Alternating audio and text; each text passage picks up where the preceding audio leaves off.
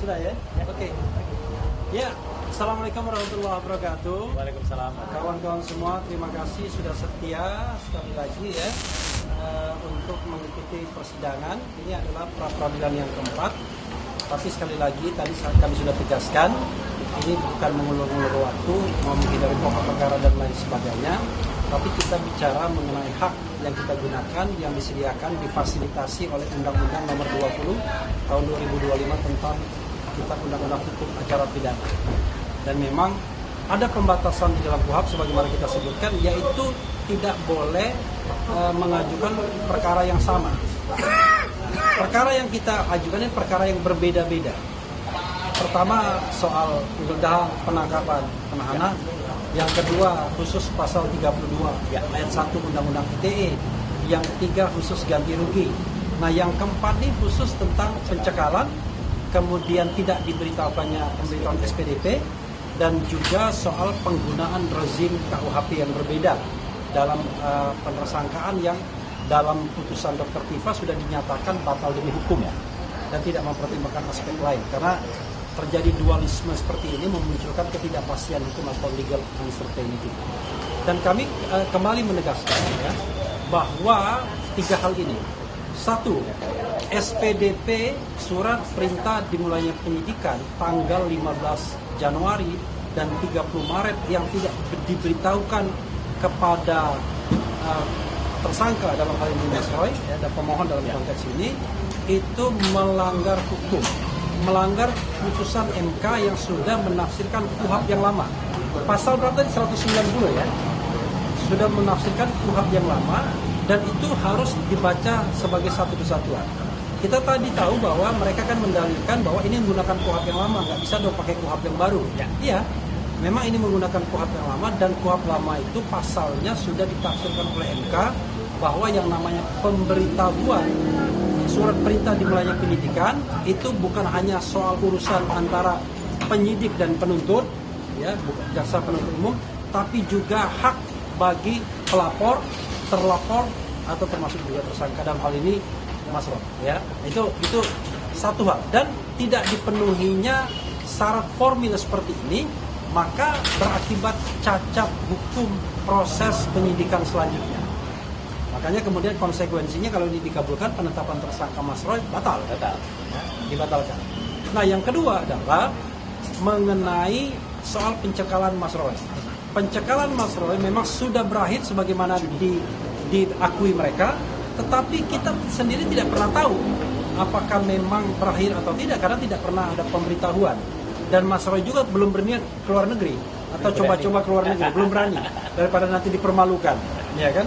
Tetapi dari sidang ini mereka mengatakan bahwa itu sudah berakhir menurut kepolisian.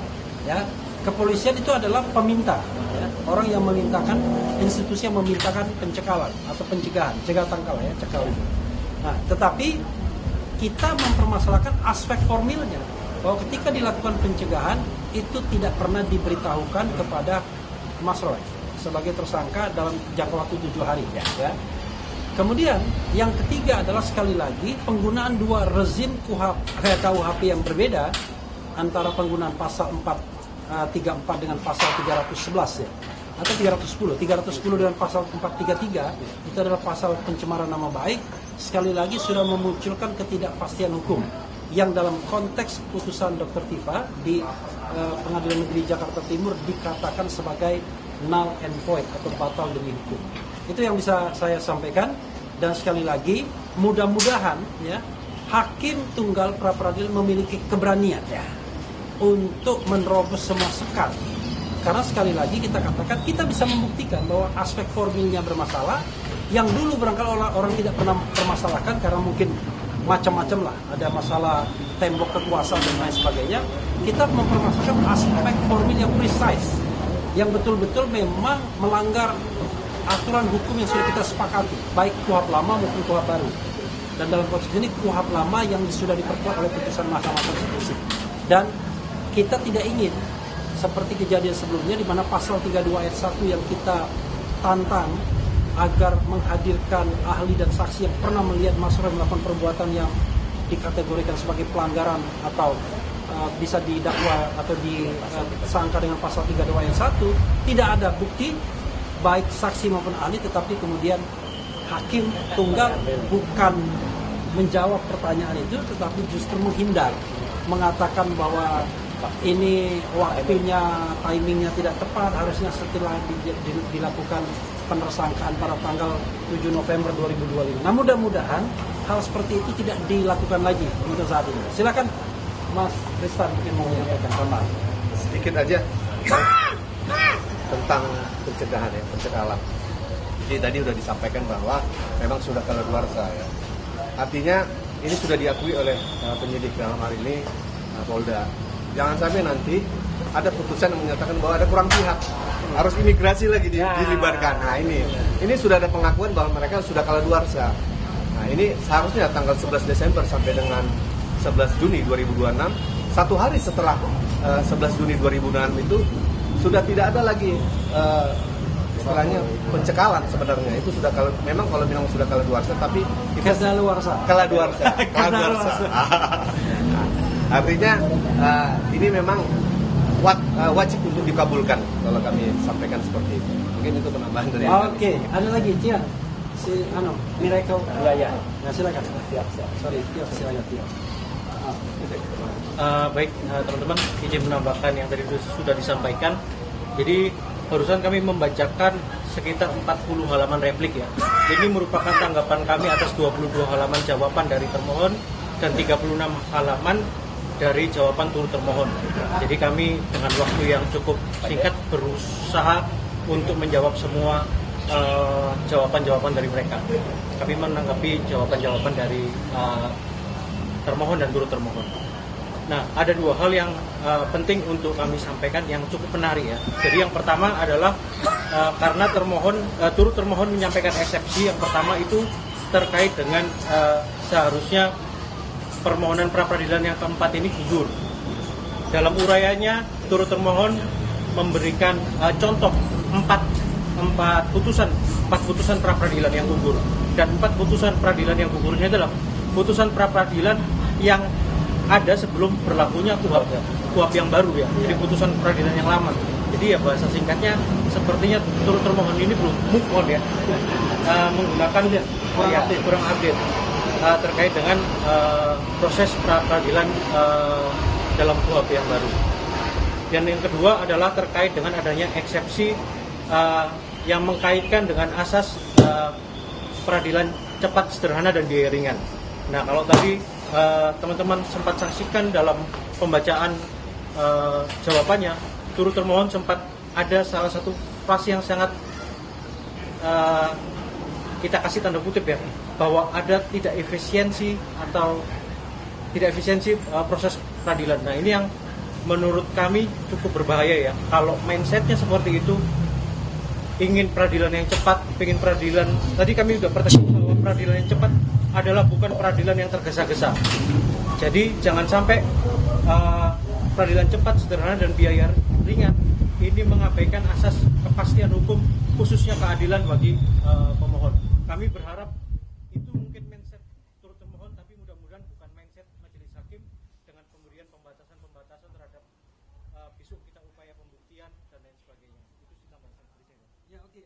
Sekedar mengingatkan sebelum Mas Roy ya, bahwa kasus ini adalah kasus yang sudah disidik sebelum berlakunya KUHP dan KUHAP yang baru ya, tanggal 2 Januari 2026. Jadi 2025 sudah dilakukan proses penyidikannya. Karena itu batu ujinya tetap menggunakan KUHAP yang lama, batu ujinya. Ya, batu ujinya. Tetapi proses persidangannya menggunakan KUHAP yang baru, paham kan? Jadi batu ujinya misalnya tindakan tidak memberikan SPDP kepada Mas Roy ya, pada pemohon atau kepada tersangka dalam konteks penyidikan, maka itu menggunakan KUHAP yang lama. Nah, KUHAP yang lamanya itu sudah ditafsirkan oleh putusan MK, karena di dalam KUHAP yang lama yang diberikan itu cukup antara penyidik dan penuntut, tapi MK memberikan tafsir tidak hanya penyidik dan penuntut, harus semua dapat, termasuk juga tersangka, paham ya? Jadi kalau dia kemudian mempermasalahkan KUHAP yang baru itu sekedar penekanan saja, bahwa norma yang sudah diputuskan oleh MK diadopsi di KUHP yang baru, gitu ya. Oke, itu yang saya tambahkan. Silakan. Oke, ya baik. Saya nggak akan ulangi Bismillahirrahmanirrahim. Assalamualaikum warahmatullahi wabarakatuh. Ya, saya nggak akan ulangi apa yang tadi saya sampaikan. Jadi sudah jelas ya apa yang kita lakukan. Jawaban kami 40 lebih halaman itu sudah menjawab dengan detail dan makanya cukup rinci meskipun waktunya tadi kalau dilihat cukup pendek ya gitu. Tapi alhamdulillah kita bisa menyampaikan. Dan besok pagi ya kita akan mendengarkan replik ya gitu duplik dari pihak termohon dan turut termohon. Jadwalnya seperti kita dengar semua agak pagi ya, jadi kita mulai setengah 9 itu harapannya nanti hakim tunggal berharap setengah 10 sudah selesai atau bahkan sebelumnya sudah selesai. Nah jam 10 kita sudah mulai dengan ahli dari kami ya. Untuk besok memang kami tidak menghadirkan saksi, tapi kami akan menghadirkan 2 ahli dan juga ada bukti 10 lembar kira-kira ya surat ya. 2 ini saya sebutkan inisialnya saja ya. Besok ahli yang akan bersaksi akan memberikan keahliannya ada 2. Yang pertama inisialnya R, yang kedua inisialnya D ya. Saya nggak akan sebutkan dulu, akan dicari-cari malam ini siapa gitu ya. Jadi yang satu inisialnya R, yang satu inisialnya D. Saya kira itu aja tambahan saya. Moga-moga lancar. Sampai jumpa besok lagi. Wassalamualaikum warahmatullahi wabarakatuh. Waalaikumsalam warahmatullahi wabarakatuh. Cukup ya.